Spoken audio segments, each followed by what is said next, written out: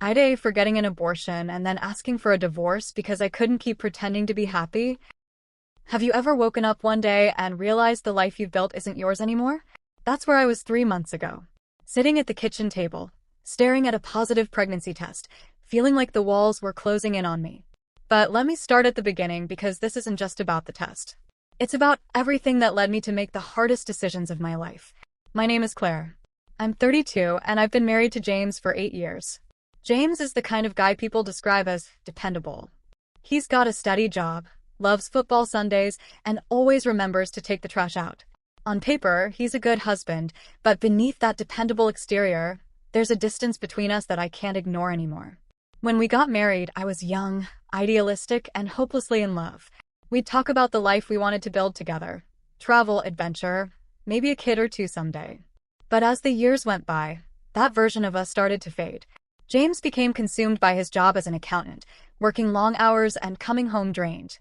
I started working freelance in graphic design, which gave me more flexibility, but it also meant I was often alone. We drifted.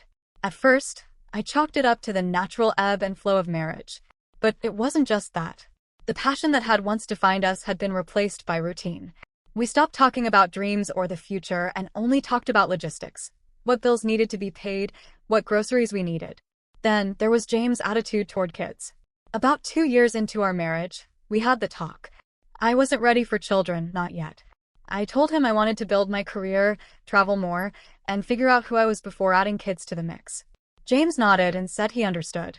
But as time went on, he started dropping hints. Wouldn't it be nice to have a little one running around? Everyone at work is having kids. It's just the next step. The hints turned into frustration. You're 30 now, Claire. When is it going to feel like the right time? I'd remind him of our original plan, that we'd agreed to wait. He'd roll his eyes or shut down the conversation entirely. Over time, the topic of kids became a sore spot between us, something I avoided because it always led to tension. And then I got pregnant.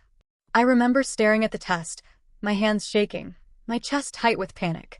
I didn't want this, not now, not like this.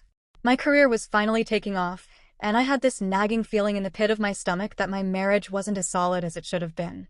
Bringing a baby into that felt like pouring gasoline on a fire. When I told James, his reaction wasn't what I expected. He was ecstatic. You see? It's like it was meant to be, he said, pulling me into a hug. His excitement felt like a physical weight pressing down on me. I forced a smile, trying to match his energy, but inside, I was spiraling. For the next few days, James talked nonstop about baby names, nursery colors, and everything else. Meanwhile, I felt trapped. I didn't know how to tell him that I wasn't on the same page, that I didn't feel ready, that I was terrified. Eventually, I couldn't hold it in anymore. One night, as we were lying in bed, I said, James, I'm not sure I want to go through with this. His face hardened. What do you mean? I don't feel ready. I'm scared. This wasn't the plan. He sat up, looking at me like I'd just slapped him. Claire, we're married. We made vows. This is what marriage is, starting a family. But I'm not ready for that family. I shot back, tears streaming down my face. I need you to hear me. This doesn't feel right. For me. For us. He didn't say much after that, but the next few days were tense. He tried to change my mind in subtle ways, sending me articles about pregnancy, asking me to look at baby gear online. It felt manipulative, like he was trying to wear me down instead of listening to how I really felt. Finally, I made the decision. I booked an appointment at a clinic, and 2 weeks later, I terminated the pregnancy. I didn't tell James. I couldn't bear the thought of facing his anger or disappointment. I justified it by telling myself that this was my body, my choice, and it was. But the guilt of keeping something so monumental from him was crushing. When he found out, it was like a bomb went off. I hadn't planned on telling him, but he came across the discharge papers while looking for a receipt in my bag. I'll never forget the look on his face. Shock, betrayal, and something close to disgust. Did you do this without even telling me? He asked, his voice trembling. I couldn't, I whispered. You wouldn't have understood. You didn't want to hear me when I tried to tell you how I felt. His anger boiled over. Do you have any idea what you've done? You didn't just kill a pregnancy. You killed our future. You killed us. The words stung, but I didn't fight back. I just sat there numb, as he packed a bag and left. In the days that followed, I thought a lot about his words. About us. I realized that he wasn't wrong. We were broken, but not because of the abortion. We'd been broken long before that, and I'd been too afraid to face it. For years, I'd been shrinking myself to fit the version of a wife he wanted me to be. I'd pushed aside my own needs, my own dreams, because I thought that's what a good wife does. But I couldn't keep doing it. I couldn't keep sacrificing myself to hold together a marriage that no longer felt like a partnership. So, I filed for divorce. When I told James, he was furious.